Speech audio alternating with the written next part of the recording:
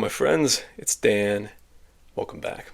Welcome to another painting video, but unusually for this one, instead of using my razzle dazzle technique that I've used for just about every other painting video I've done, I'm going to give Army Painter Speedpaint a try. Now these are the Speedpaint 1.0 edition paints, which I'm aware have a potential reactivation issue.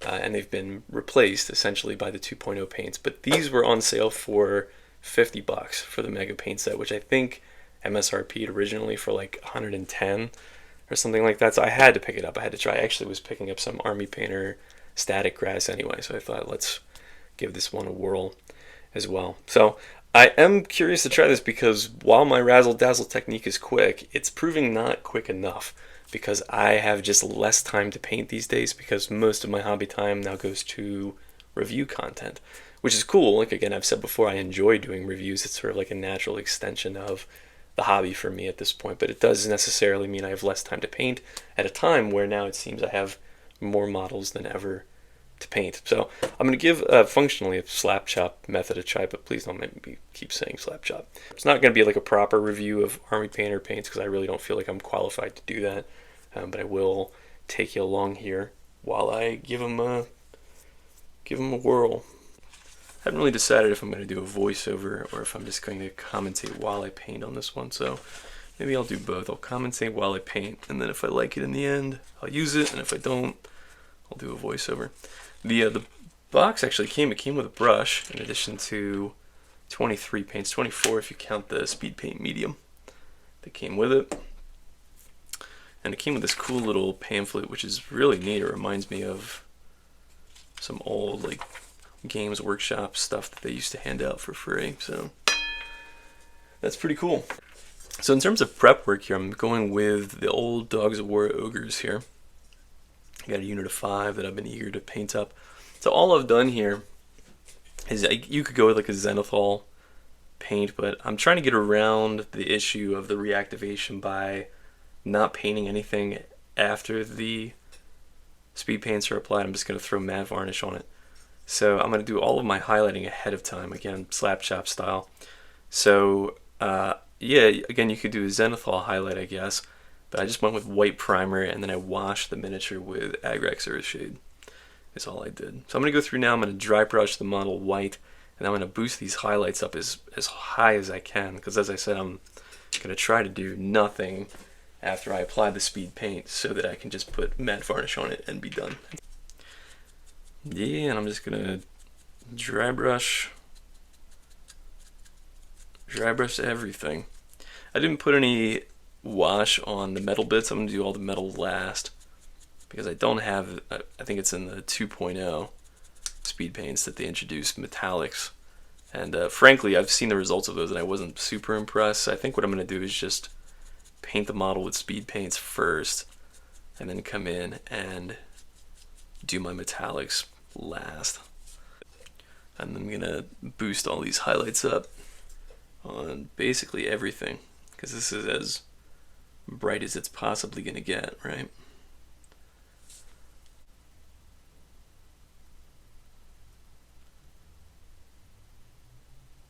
It's actually kind of fun because it's like layer highlighting, but you're just using one color.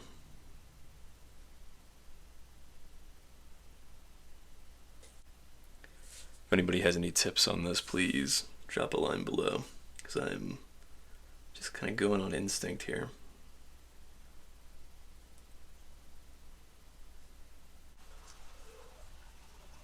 That's kind of it. So yeah, I guess I'll go through now and start washing the model.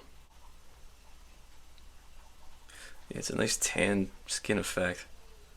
So maybe if I threw some of the medium in, it would work for like elf flesh, for example, to leave it a more light color behind, but I think that works pretty well for ogres. If you want a darker skin, I guess I could do another layer.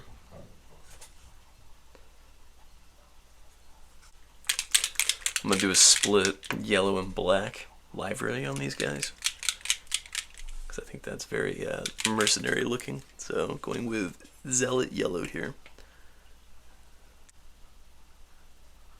I had actually been using Citadel Contrast Yellow, can't remember the name of it, for a while, just because I've found that it's actually better, like better application than normal acrylic paint yellow.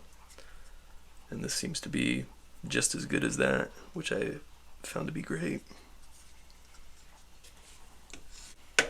Let's test out black now, I guess.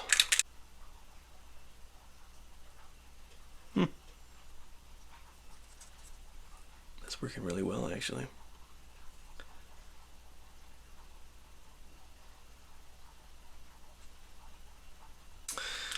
And normally I like kind of like a yellowish color for wood grain, but I'm gonna go with a dark wood color here. So I'm using dark wood as my dark wood color.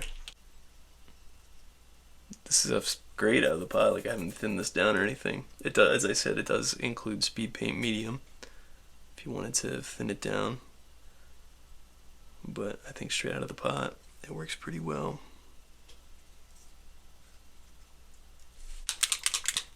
Let's try out Pallid Bone, because Skeleton Horde from the Contrast line is another one I do have experience with, and I think that stuff's excellent. So let's see how this looks. Yeah.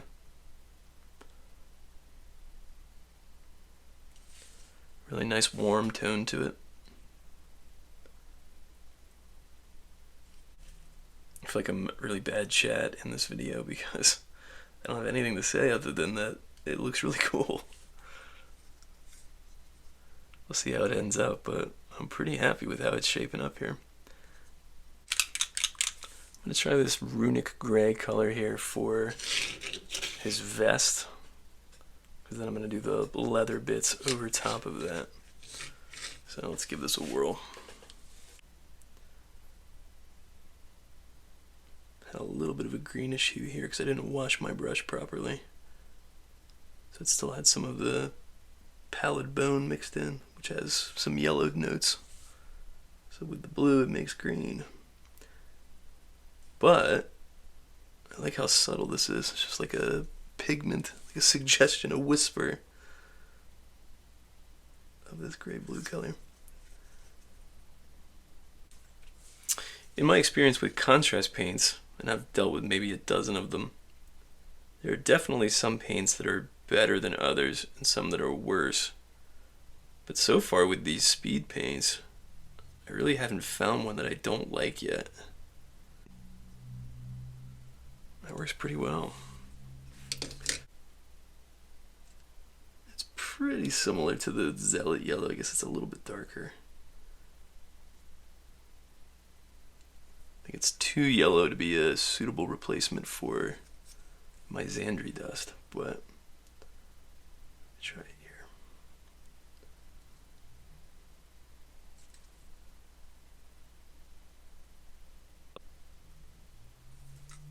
here. Yeah, it's pretty similar to the Zealot Yellow. Some chestnut notes in it. So I'm going to try something here. I'm going to try this Slaughter Red color. And I'm going to mix it with a little bit of the skin tone,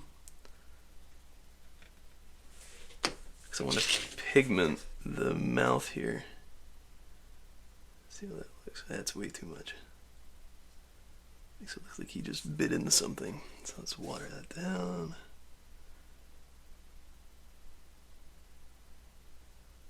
That's not bad.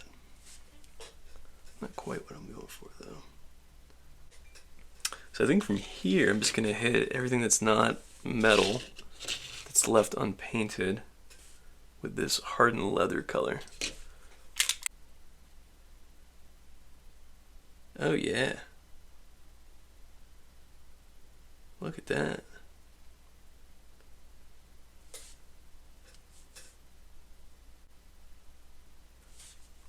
One issue I'm running into though is that the colors looked really similar on my palette, especially the darker ones. So like this is the color I'm playing with right now, but you can see how easy it is to accidentally like grab that one or that one. So I'm not sure what the solution is for that other than to work kind of methodically across your palette. But one cool thing about these speed paints is that they dry really fast. I thought that they would take like a couple hours like a wash would, but they don't. There are a couple areas that darken down more than I intended, especially the bone areas. So I think I'm going to come through, I'm going to cheat a little bit and risk it for a biscuit here. See if this stuff reactivates, but I don't think it will if it's not high amounts. I've taken equal parts Ushabti bone and white, and I'm going to come through and just do a little bit of highlighting, but not much. I think if the model were smaller, I wouldn't have to do this at all.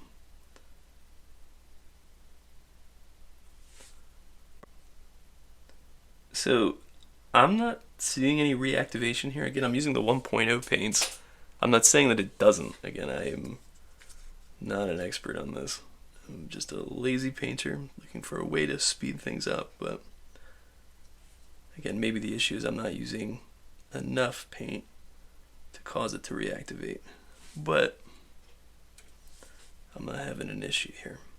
So for my purposes, I think this is going to work out great.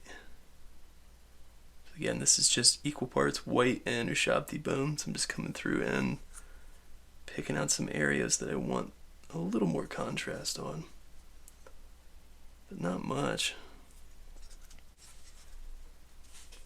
These are bigger than the eyes we normally deal with, so.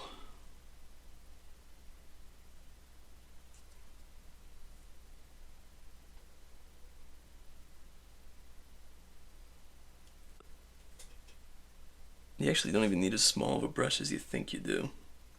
Just need a very fine tip. And I'm bracing both of my hands.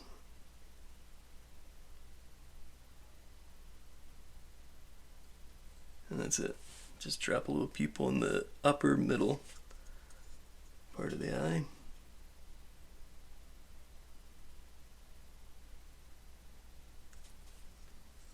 Alright, moving away from contrast paints here, but staying with the army painter.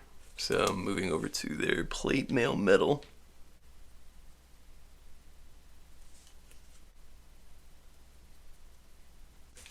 And then we're going back to my Agrax wash to wash the metal bits.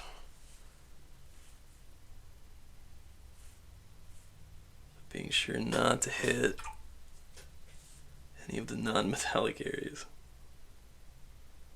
The other model's drying, but I've stippled some orange on the metal areas that I had washed.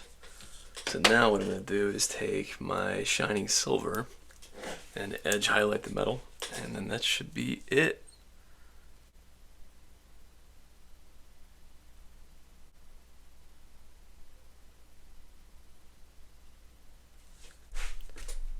Alright, quick cut here because they're functionally done. I'm just waiting for the bases to dry. So I'll have a final shot at the end showing off the fully completed unit, but I'm really pleased with this. So I went through, I did a coat of matte varnish, Army Painter matte, over all these figures. But otherwise, I'm really happy that this took me 2.5 hours to do a unit of 5 to this standard. And of course there's other, like you could go in and like paint more details if you wanted to. But for me, all of this is like I'm trying to find a balance between speed and results. But I think these look fantastic. For again, 2.5 hours of work, an hour on my lunch break, and I've been painting for almost an hour and a half now this evening. So I'm really happy with this. I'll probably start mixing in some of my contrast paints too, because there's no reason not to, just for some extra variety of color. But I'll say too that I had no issue with reactivation. Again, I'm not saying that doesn't happen. I'm not talented enough of a painter to be able to make that claim. I'm just saying that I had zero issue with reactivation. You can see I put a thick coat of matte varnish on all these figures too, and like nothing ran. So you would think that the liquid from that would reactivate if it were going to. So I'll say too here that like I think this is the most like fun I've had painting in a while. Again, this is not sponsored by Army Painter or anything like that. This is just me talking to you guys. For me, painting is more like a meditation kind of thing. It's more I don't know, like to relax and unwind. Like I don't do it like, oh boy, I can't wait to go paint. But this was really fun. Like I had a really good time with this. So we'll see if that's just, the novelty of it, if that kind of feeling lasts. But I think I am going to keep painting this way just because it's so silly fast to do, and I'm really happy with the results. But anyway, let me cut here. I want to show you how the finished unit looks. There we go. Maybe 3 hours all in with the basing. So I'm pretty pleased with how these turned out. Again, I don't normally paint metal models. One ironic part is that I could barely get these guys to rank up. But beyond that, I thought they were a real treat to paint. And I'm really pleased with how these speed paints turned out. So I'll definitely be using those in future projects. But appreciate you dropping by for this one in the meantime. And until next time, happy gaming.